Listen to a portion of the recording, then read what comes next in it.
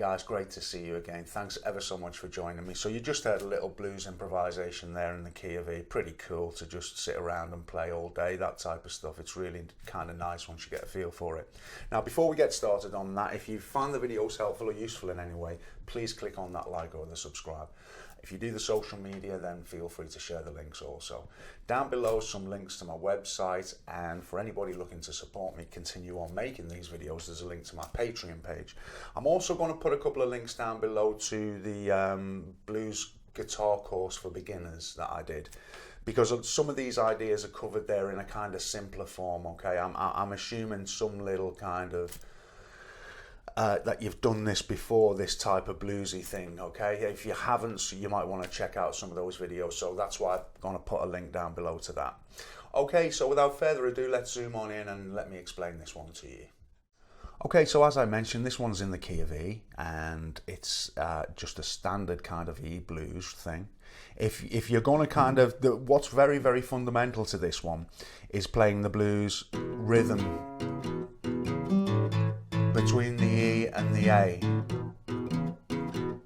Now, if you're not sure how to do that, you'll need to look at the Blues Guitar for Complete Beginners link down below. Okay, it covers all this stuff and takes you right through it from the first steps.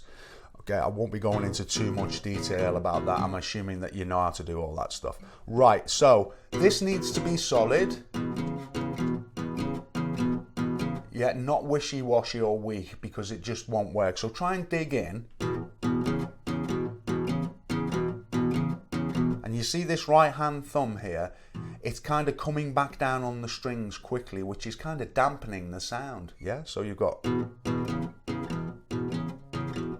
so as soon as it's played the notes, it's back down on the strings, which gives it that nice tight sound.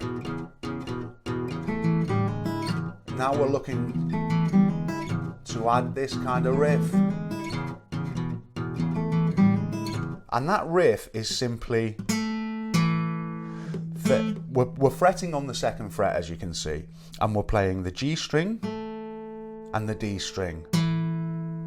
Once we've done that, we're playing an open G and we're hammering on that first fret.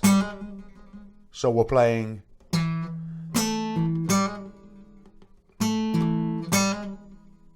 yeah?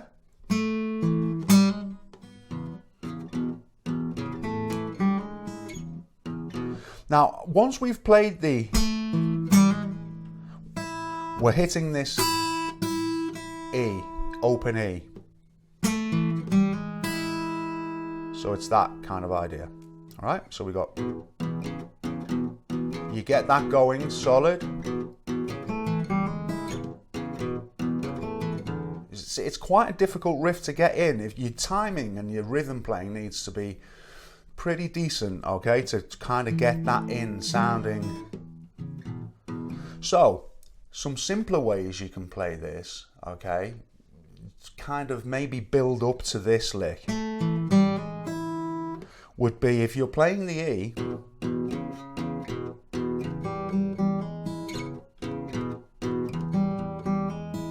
so this is, all we're doing now is we're just playing that G string.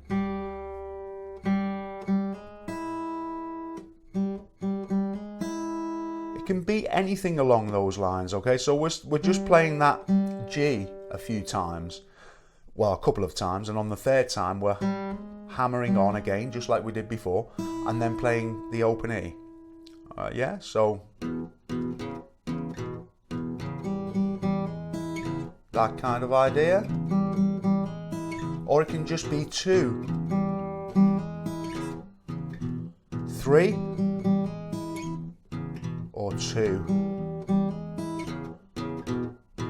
Yeah, so that's a kind of easier way of playing instead of playing that. All right. Now the other thing you can do is you could play. Okay, so that's the second fret on the G string to the first fret. So you got, let me show you what that sounds like.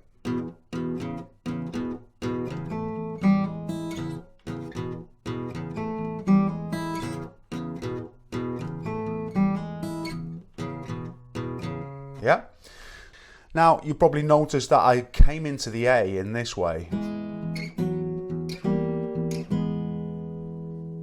Okay, so this is just all on the 3rd and 4th strings, and we're playing on the 1st fret 3rd string and the 2nd fret 4th string, and we're playing an open E, this E.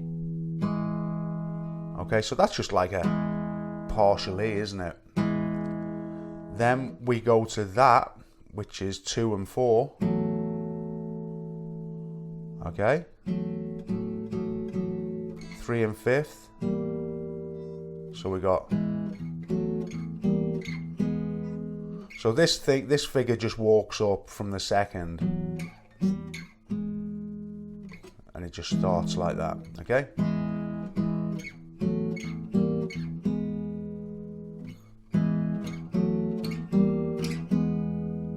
Then we're into our A.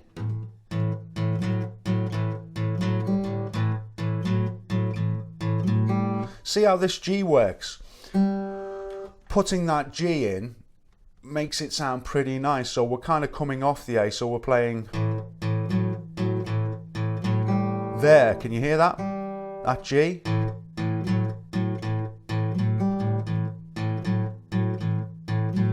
You don't want it to be overly loud.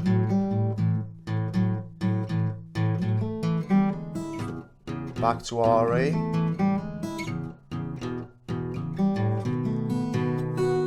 Into our B7.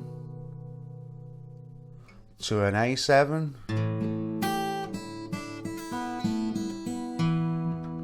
Now we can kind of play anything there. Once we play this,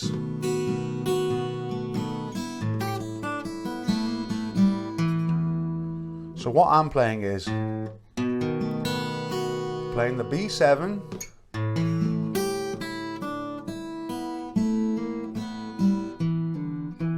okay, so it can literally be anything. I don't want you to focus too much on these licks, you know, note for note, because it's all about you making it your own, as you already know if you watch my videos, yeah? So 3rd fret 1st string, open and fretted, sounds good. Same on this string. Then on the 3rd string, the G string, okay, we can go. We're using this open E string along with the 2nd and 3rd fret. And this is the E, so it's kind of home note, if you like. We've arrived home. Yeah, so we got.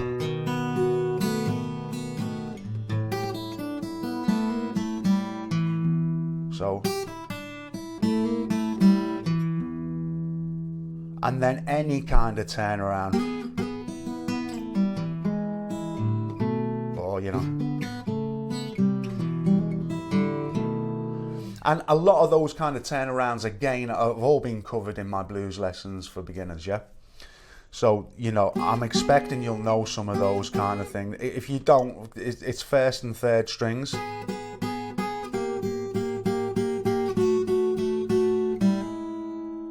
So you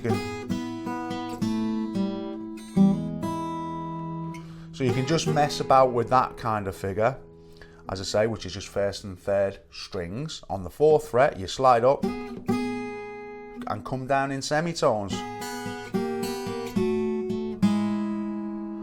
Or again, it's a lovely turnaround, and I've covered various things in the lessons below, so you might want to check that out if you haven't already. Okay, so this is just 5th fret 5th string and 4th fret 3rd string, and we're playing this open B throughout the run, so we're playing. Then we go to the 5th string 4th fret and the 3rd string 2nd fret. Again with the open B, sounds nice. Then this middle finger is just playing on the 5th string of the 3rd fret. Okay, so it's just that. And like an E7th. Yeah, so we have.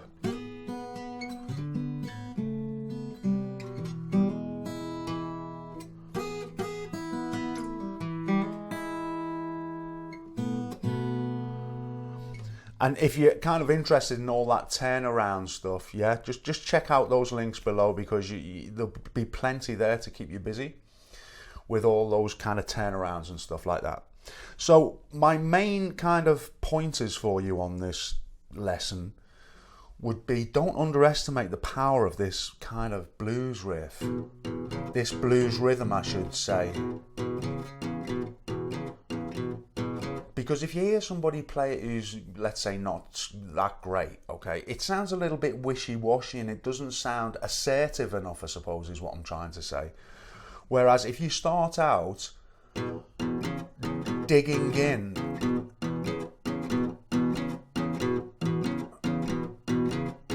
don't worry about making mistakes and stuff like that. That's all fine, yeah? Just try and start out with a little bit of assertiveness and, you know, like you're in charge, as it were. Now that's going to take a little while if you haven't done it before, putting that lick in. It's not the easiest thing to do because you're concentrating on playing this rhythm. So the idea is you slow it down.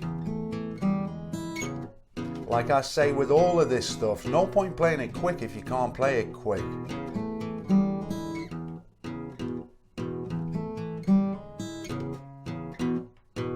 So take your time with it. And it's very, very rewarding once you've got it sorted and you can play this. It really is one of those things you can sit around and kind of play for quite some time. Now, once that you have that in place, all those notes that we looked at on that ending riff, the kind of... I mean, essentially, I'm just playing around a minor pentatonic. Oh, I am throwing this note in. Yeah? This C sharp. So once you can do all of that and you're coming into this bit here,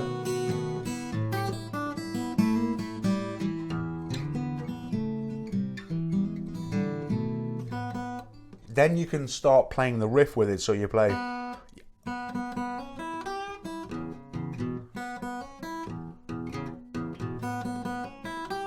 keep it simple.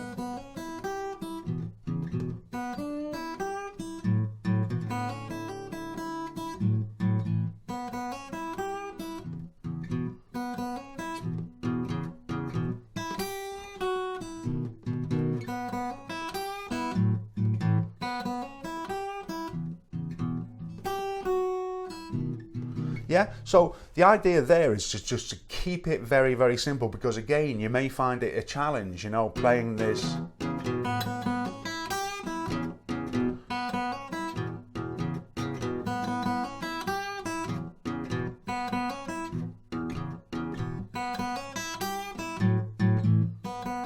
See, now all I'm really playing there is open B.